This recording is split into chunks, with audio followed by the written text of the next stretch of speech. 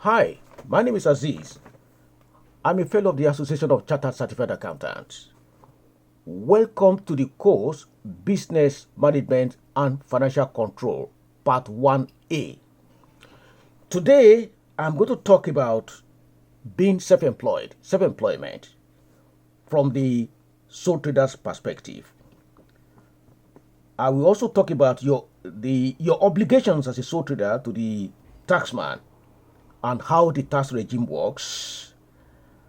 And then I will talk about your obligation to maintain accounting records, as well as the implications of non-compliance with regulations. Now, self-employment, as we all know, is the first step away from working for other people. The first step away from working for other people into the world of independence and decision making, of course.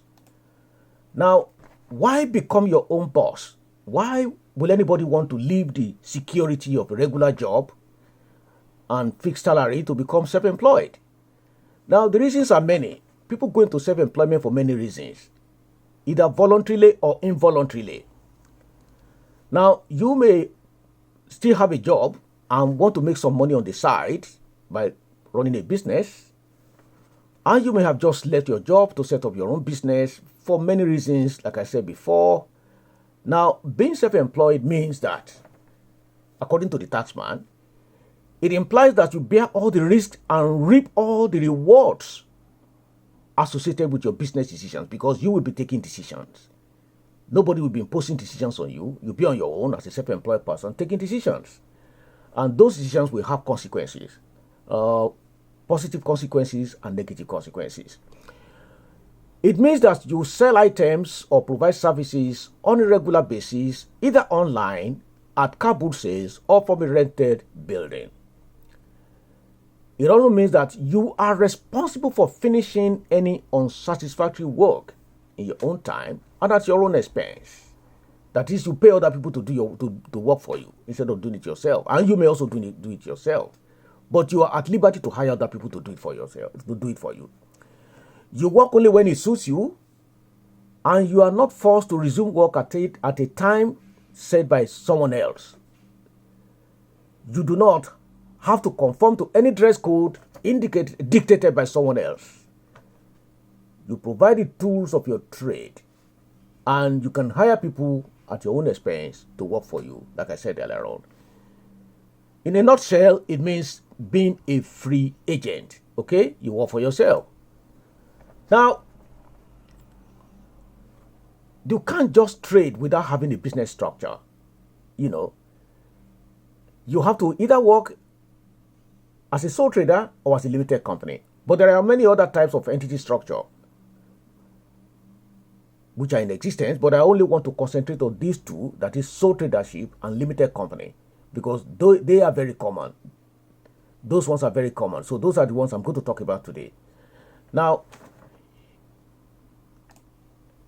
if you choose to become a sole trader, okay, you may do that because you believe that you are likely to earn more than £1,000 from self-employment. That is from working for yourself. If you are likely to earn more than £1,000 in the current tax year, then you can choose to become a sole trader. Anything below that, especially if the activities that produce the income are not regular, then will not really be worth. Will not really worth all the trouble. But if it's more than £1,000 in the current tax year, and the activities are regularly engaged in, I will talk about other things later on, related things later on, then you should become a sole trader. You may also choose to become a sole trader if, for example, you want to claim tax-free childcare, because then you will be in the system and you cannot make that claim if you are outside of the system. You may also want to pay Class 2 national insurance contribution in order to qualify for certain state benefit. More on this later on. Now, before we talk about somebody trading and being engaged in a trade, there are things that help us decide that somebody is trading. Those things are called the badges of trade. Okay? Now, the 1954 Royal Commission on Taxation of Income and Profit set some criteria which determine that, yes, somebody is a trader. Motive.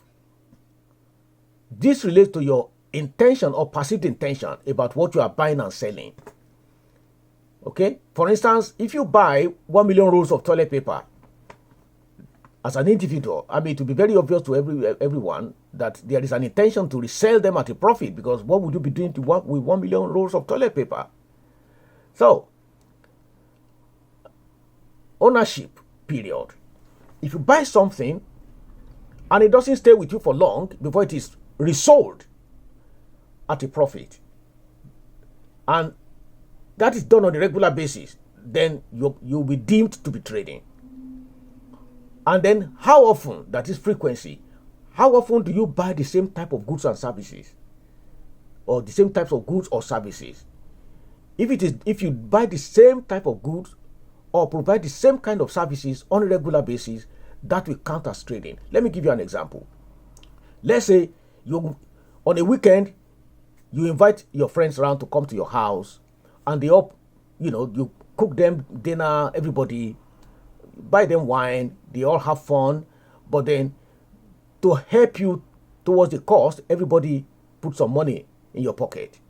Now, that will not count as trading, but if it is done every weekend and they give you money when they, either before the fun starts or after the end of the merrymaking, and it is done every weekend, that will count as trading.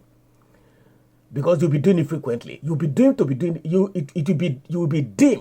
it on a regular basis and making money out of it. So that will count as trading. Now, circumstances of sale. If you buy something, if you sell off something in an emergency just because you need money, and it's a one-off, that is not likely to count as trading.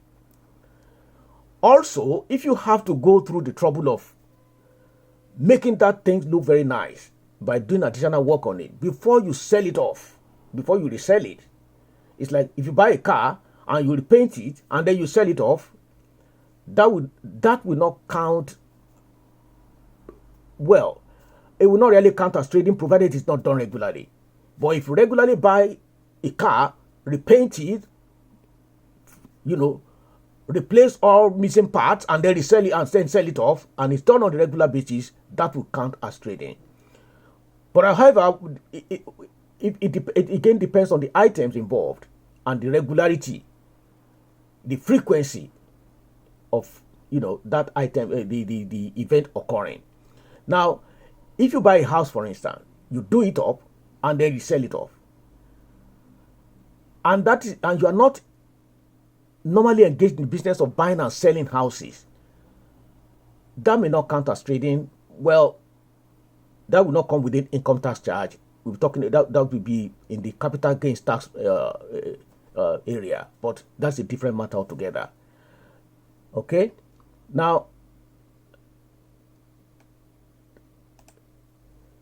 if you finally decide that you want to trade, you are in business, you need to let the taxman know, HMRC know, you need to register your business just by going to their website. The link is there, www.gov.uk/login register HMRC online services, and then you register. That will register your business. Now, after the registration, you will get a letter from HMRC which will contain your 10-digit unique tax reference number, UTR. In addition to that, you also have a user ID and password. The idea is that you'll be able to go to their website and help yourself, either with regard to information collection, or you just want to file your tax return, because we are now in the tax self-assessment. We are now under what they call the self-assessment regime. Now, taking this step will lead to your business being registered for Class 2 National Insurance Contribution, which I will talk about more later on. Self-assessment, PAYE, that is pay as you earn, if relevant. Now, registering your business must be done. You have to take this step before the 5th of October, following the end of the tax year in which you actually start your business. For instance, if you start your business in the tax year 2020-2021, which actually stretches from 6 April 2020 to 5th of April 2021, you must let HMRC know on or before 5th of April, on or before 5th October 2021. Okay, that is 6 months after the end of the tax year. So as a sole trader, you will have to pay class 2 national insurance contribution and class 4 as well, national insurance contribution, depending on how much profit you have made. The location of your business is also very important, especially with this COVID-19. If you choose to start your business, your new business from home, you should obtain planning permission from your local authority. Your application for planning permission will stand a very good chance of succeeding if you are not going to employ anybody and you will not have customers and suppliers visiting you. Also, if you do not exclusively dedicate any part of your private residence for business, you will not be exposed to payment of capital gains tax if and when you decide to sell up and move on, because your private residence, principal private residence, is exempt from capital gains tax. But if any part of it is used for business purposes exclusively, let's say you dedicate one room for business use, then a part of that house, when you decide to sell, will be exposed to capital gains tax liability. Okay? Now let me talk about classes 2 and class 4 national insurance contribution. Class 2 and class 4 national insurance contribution. The class 2 national insurance contribution is a flat rate of £3.05 per week in the current tax year. It is usually collected by direct debit, so it will not be part of your outstanding liability to the taxman at the end of every tax year because you pay it weekly. But you will not have to pay class 2 national insurance contribution if your profit in any year is below £6,475. But you may want to make your payment, payment voluntarily in order to qualify for certain state benefits, despite your profit being very low, below £6,475. Class 4 national insurance contribution is also for self-employed people, but this depends on how much profit you have made. But if your profit in any year is below £9,500, you will not have to pay class 4 national insurance contribution. Any amount above that will expose you to class 4 national insurance contribution payment. Now, what are the advantages and disadvantages of working as a sole trader? Now, the benefits of operating as a sole trader include the possibility of receiving a tax refund within 4 years of starting your business. Now, if you have just come out of employment, for instance, now if you trade at a loss within 4 years of starting your business, the loss will be taken back 3 years and used to reduce your taxable income from other sources in the previous 3 years. Now, this is why. What that means is that the tax that you paid in your full-time employment before you started your business may be refunded to you as a result of this loss claim. Okay? You may get some of that back from the taxman because your business has made a loss within 4 years of you starting it, and then that loss will be used to reduce the tax that you should have paid. That you have already paid to the taxman. So you get some of the money back, maybe all of it, depending on the size of the loss. Well, that does not mean that you should cook the book in order to make a loss. Now, also, privacy. As a sole trader, because your business is not incorporated, you are not a limited company, you will not have to put your affairs on public display, just as company directors or company owners do. Because if you set up a company, you will have to register the company with Companies House, and anybody can go there and start the Companies House register and find your details there. But as a business, as a sole trader, you will not have to do that. So you enjoyed that privacy. Okay? Now, there are also disadvantages. The law regards your business as you and you as your business. You are not separated. You and your business are an item, which means the liabilities of the business are yours. Okay? Your business is not a separate entity in the eyes of the law. The liabilities of your business, the debts of the business are your personal debts. But also, the asset, what your business owns, are yours. Okay? Now, it also means that the profit of the business is taxed as part of your income. The profit will be lumped together with your other income and then taxed as a single item. Now, this could lead to a higher tax bill, because when we now look at, let's say you still have a full-time job, you only do your business on the side. The profit from the business on the side will be brought together and taxed. When you get your P60 from your employer, you then have to prepare another tax return so that the profit from your business will be brought into the calculation, and then you will have to pay more tax to HMRC. You see?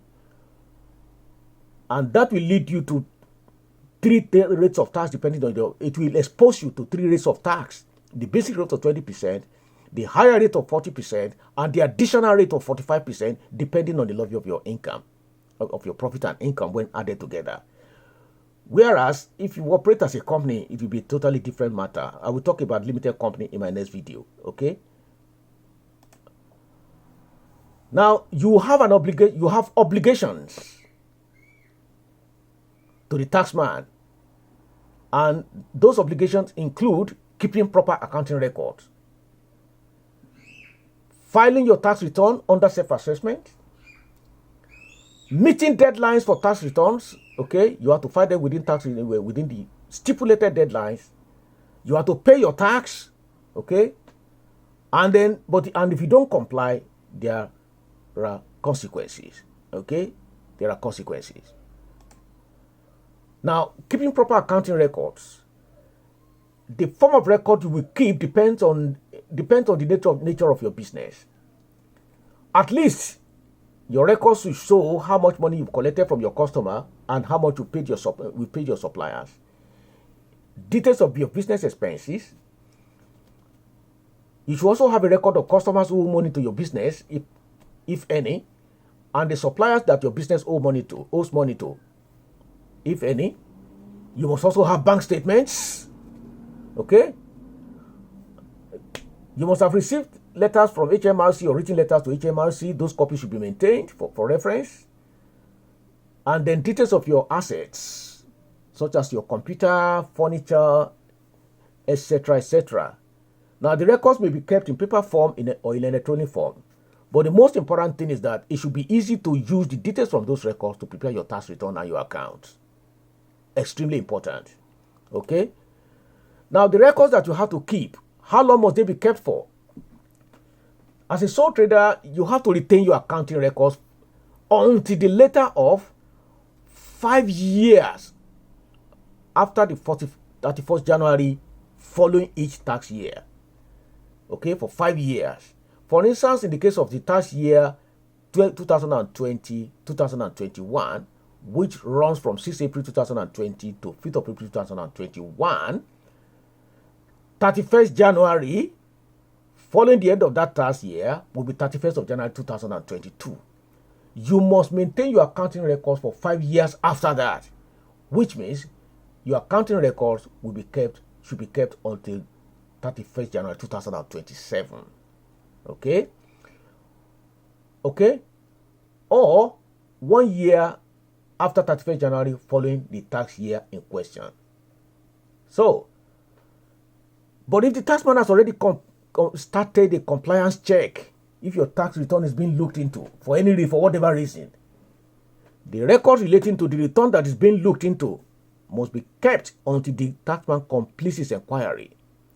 And it is no longer legally possible for him to reopen the inquiry. So, extremely important that you maintain proper accounting records. You also have an obligation to submit your tax return.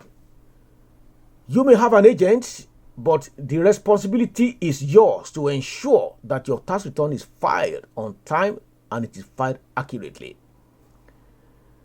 Okay? You will usually the taxman will send you a tax notice. If they already know your income and your business, they will send you a notice to file a tax return. But if you have not been informed of your liability to pay tax, so if any individual who has not been so notified must inform HMRC. That is, if the taxman has not sent you a notice to file a tax return on or before the 5th of October, following the end of the tax year in which you become liable. Yes, you have to let them know.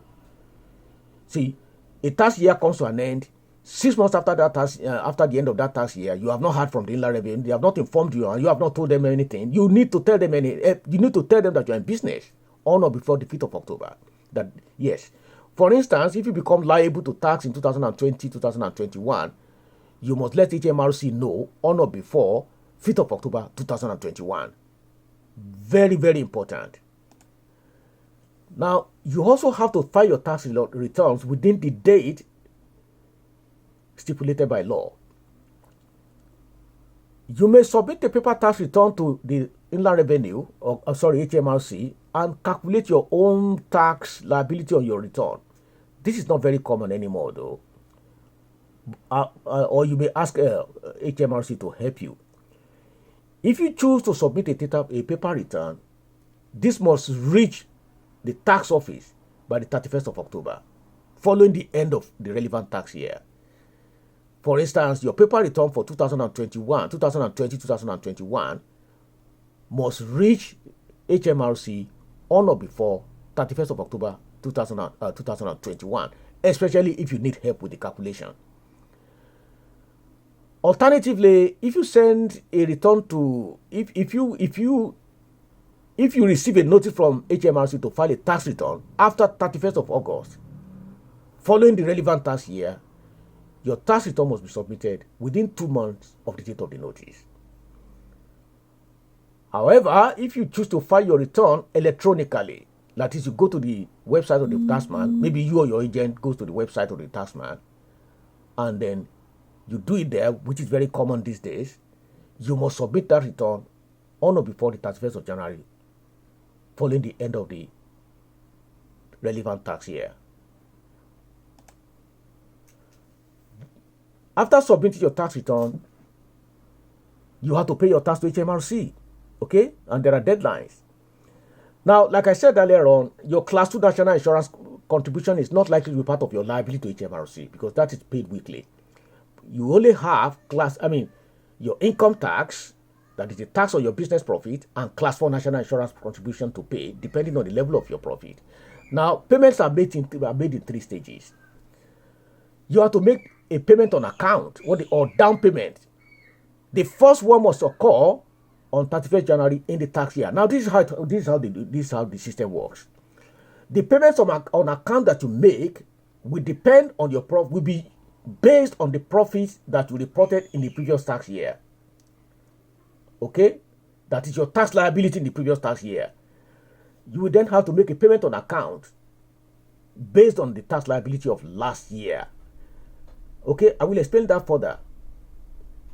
Now, second payment on account must be made on or before 31st July after the tax year. Now, the first one must be made on or before will be due for payment on 31st January in the tax year. The second one will be made on 31st July after the tax year. And the balance to clear your tax liability will be made on the 31st of January after the tax year. Now, let me now explain that a little more. Now, payment on account, this is how it works. For example, let's say in 2019 to 2020, your tax liability came to £12,000. Let us also say that your national insurance, class 4 national insurance contribution came to £6,000, and your total liability for 2019 to 2020 came to £18,000. Now, we are now in 2020, 2021. Okay?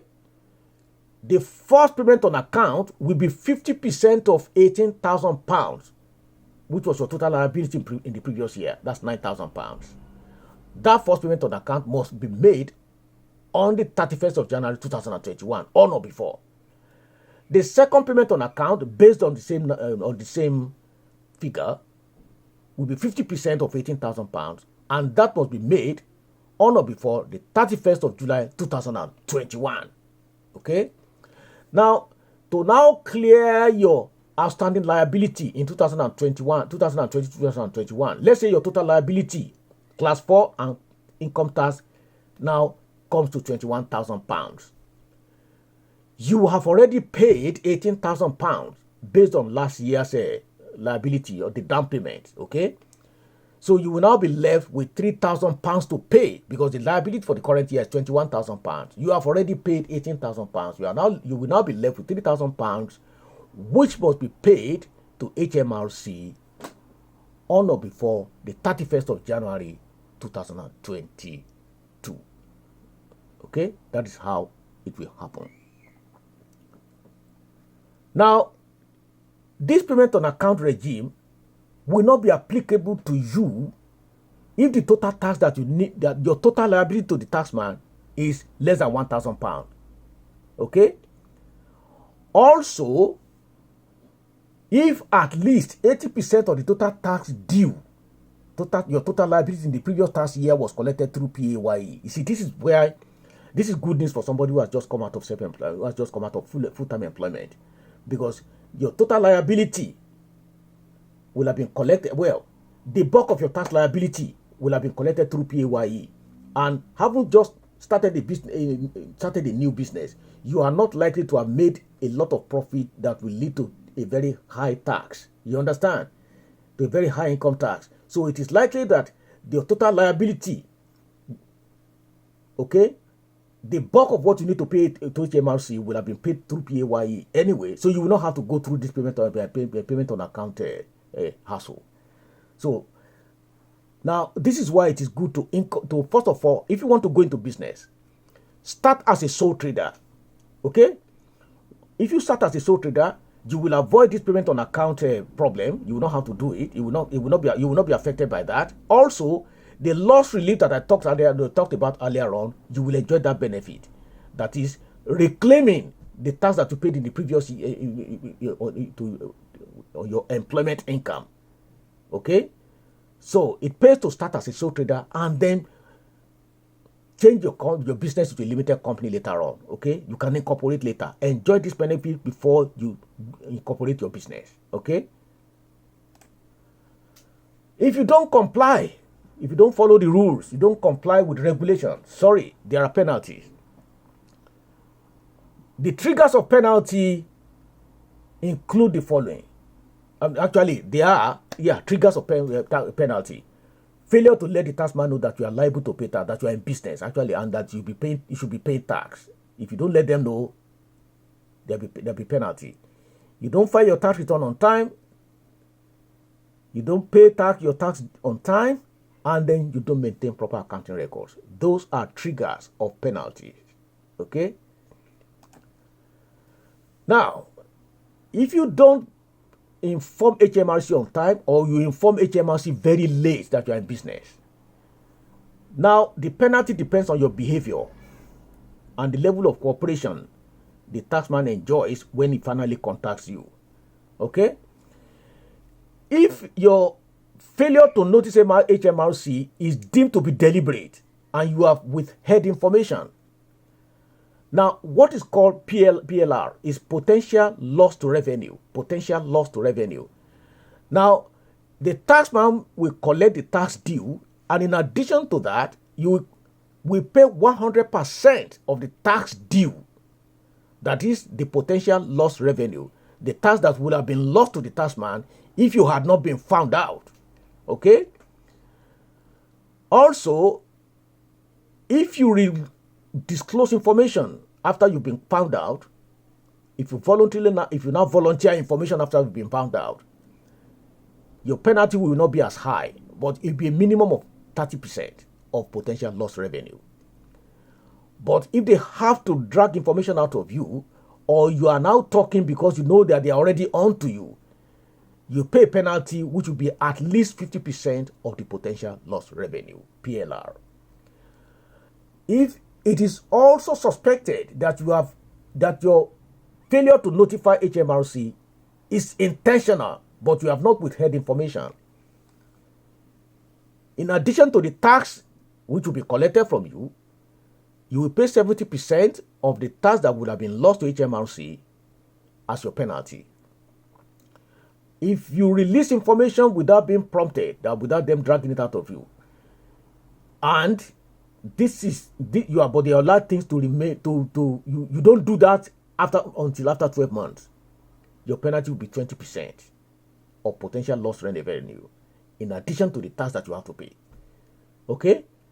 But if you rectify the error and then provide proper information in less than 12 months, within 12 months, you will not pay any penalty. They will simply collect the tax due, and that will be the end of the matter. Okay? Also, if your failure to notify HMRC that you are in business and therefore liable to pay tax is due to your careless error, then in addition to the tax payable that will be collected from you, will pay 30% of the potential lost revenue as your penalty. If you rectify the error after 12 months and you release information to HMRC, you cooperate without them pressuring you, you pay 10% of the potential lost revenue in addition to the tax that you have to pay. But if you release information to HMRC without them pressuring you, you do it on a voluntary basis, you pay 20% of the potential lost revenue in addition to the tax due if you don't take any action until after 12 months. But if this happens within 12 months, your penalty will be 10% of potential lost revenue in addition to the tax that you have to pay. Also, if you don't file your tax return on time, there will be an initial non-negotiable £100 fine. You can't negotiate that. It's £100. You have to pay it. Okay? If you still haven't submitted your return within 3 months, starting from the date of the first penalty notice, HMRC will inform you that a daily penalty of £10 will be imposed for a maximum of 90 days. That is £900 maximum penalty. But if you still carry on for 6 months after the initial notice, a further penalty will be imposed. This is the higher of £300 and 5% of the tax liability that will have arisen if you have filed your tax return on time. Payment of tax. If the tax due is not paid within 30 days after the due date, the penalty regime kicks in, and there's a problem, and you start accumulating penalties. If you file your return less than 5 months after the due date, you will pay 5% of the tax unpaid at the penalty date. Any tax that is outstanding will be paid, but there will be an additional 5% penalty. Okay? If your tax return is filed after 5 months but within 11 months of the due date, you will pay 5% of the tax that remains unpaid on month 5 of the due date, in addition to the initial 5% penalty. So it will be cumulative. Okay? If the payment occurs after 11 months of the due date, you pay 5% of the tax unpaid in addition to the previous two 5% penalties. So, failure to maintain proper accounting records attracts a maximum penalty of £3,000 per tax year. But if there are mitigating circumstances and you are able to convince the tax man that, look, there were problems, I couldn't, maybe your premises got burnt down or something like that, your explanation must be very convincing for you to get away with that. But there is a maximum penalty of £3,000. Okay. Now, refusing or failing to let HMRC know that you are trading, or refusing or failing to pass your tax, to file your tax return, will not actually release you from the obligation to pay tax. They will find out eventually, either through tip-offs or other means, and then when HMRC does find out, they will issue what they call simple assessment. A simple assessment is what HMRC believes is your tax, the tax that you should pay. So HMRC has that power to issue simple assessment in order to ensure that no individual or trustee can avoid paying tax indefinitely by withholding information about their business affairs. They have that power, and that power was actually came into being in 2016, 2020, 2017 recently. So if you don't inform them, you don't file anything, they will issue a simple assessment based on the information at their disposal, and you will have to pay. Anyone who, if you disagree with the assessment, you can challenge it within 60 days. It can be challenged. But once the HMRC respond in writing to the challenge, the assessment will become final unless you appeal again within 30 days. Okay? So, that is it for now. In my next video, I shall talk about the implications of trading as a limited company, the pitfalls and the rewards. Meanwhile, please subscribe, like, share, and subscribe and comment, really. And I shall see you in my next video. Thank you very much for watching. Don't fail to if you subscribe, you will automatically receive the next videos and all my previous videos. They will come to you automatically if you subscribe. Thank you very much. Bye.